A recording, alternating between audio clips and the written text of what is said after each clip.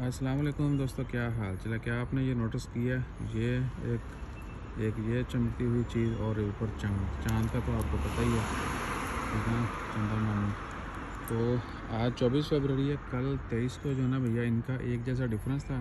चाँद 2 और फिर तीसरा, तो ये दोनों सियारे हैं। लेकिन आपने ये कमेंट पहले कर देना है जो इनको देख के आपके ज़हन में पहली चीज़ आई है।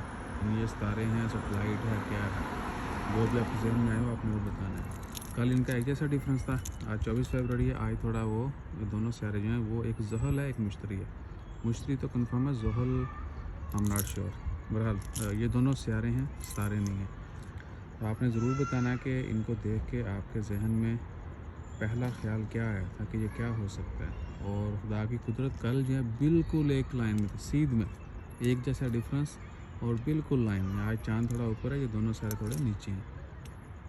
और चाँद की जो है ना वो डेली जगह चेंज होती रहनी है, जैसे-जैसे बड़ा होता जाएगा।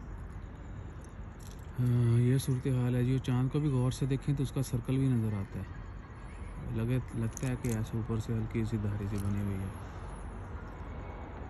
तो आपने जो है ना ज़रूर बताना है कि आपको आपके ज़हन में इनको देख के पहला ख़्याल क्या आया था कि ये क्या है? जज़ाकल्लाह।